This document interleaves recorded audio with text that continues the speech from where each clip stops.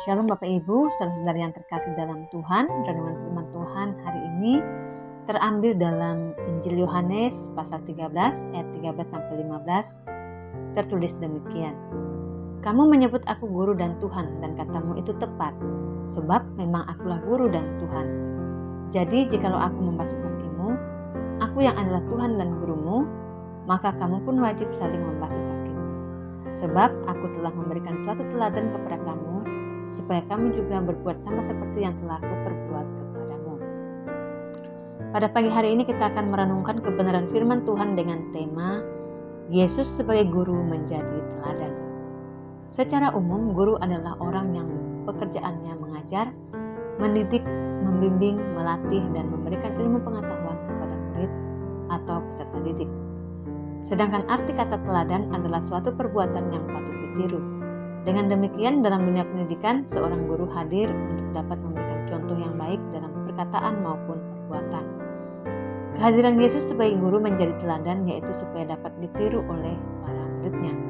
Dalam Injil Yohanes pasal 13 ayat 1-20, Yesus sebagai guru tidak hanya mengajar secara teori, namun semua yang diajarkan juga dilakukan melalui perbuatannya setiap hari. Hal ini terlihat jelas ketika Yesus membasuh kaki murid-muridnya. Melalui renungan firman Tuhan hari ini kita akan belajar 3 hal. Pertama, Yesus adalah guru yang rendah hati, ayat 1-11. Keteladanan Yesus sebagai guru ditunjukkan dengan sebuah sikap yang rendah hati.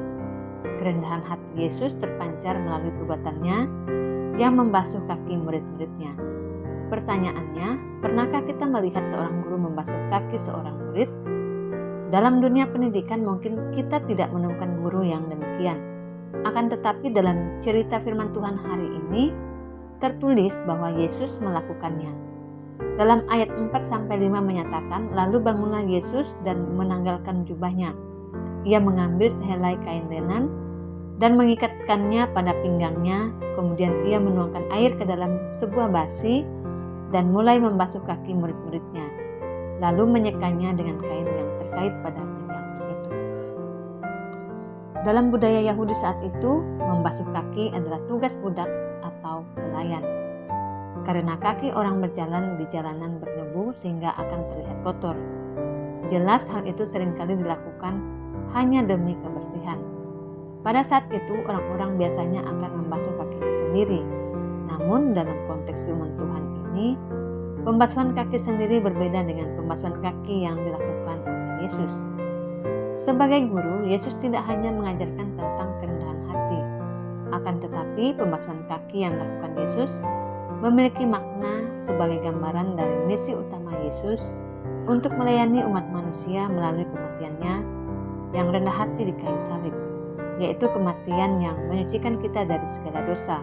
Serta Yesus mengingatkan murid-muridnya akan kasih yang tuntas dan kesucian yang perlu mereka jaga secara rohani.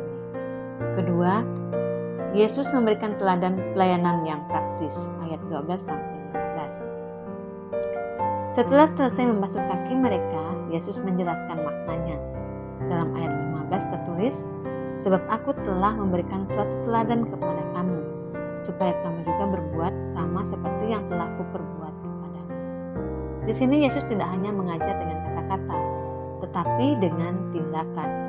Dia tidak hanya menyuruh murid-murid untuk melayani, dia sendiri menjadi pelayan. Teladan Yesus yang ia sampaikan yaitu pertama, dia tidak hanya berbicara tentang kasih, akan tetapi dia menunjukkan kasih. Kedua, dia tidak hanya mengajarkan tentang pelayanan, melainkan dia melayani. Ketiga, dia tidak hanya menyuruh murid-murid untuk rendah hati, dia menunjukkan kerendahan hati. Artinya Yesus melibatkan diri dengan menyentuh langsung kehidupan orang lain.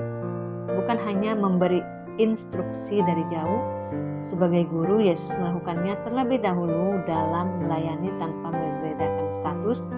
Semua mendapat perlakuan yang sama di hadapan Yesus. Ketiga, Yesus mengajak kita untuk melakukan seperti yang dilakukannya. Ayat 16-20. Yesus berkata bahwa seorang hamba tidak lebih tinggi dari tuannya. Jika dia sang guru dan Tuhan sudah melayani dengan rendah hati, maka kita juga murid-muridnya harus meneladaninya. Ayat 17 mencatat, jikalau kamu tahu semua ini, maka berbahagialah kamu jika kamu melakukannya.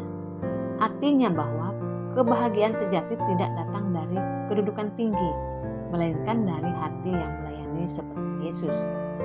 Peringatan bagi kita dalam ayat 18-20, Yesus juga menyebutkan bahwa tidak semua yang mendengar akan menerima. Yudas adalah contoh dari orang yang hadir, namun hatinya jauh dari Tuhan. Melalui firman Tuhan ini, sebagai orang percaya, marilah kita mengikuti teladan Yesus dalam kasih dan pelayanan.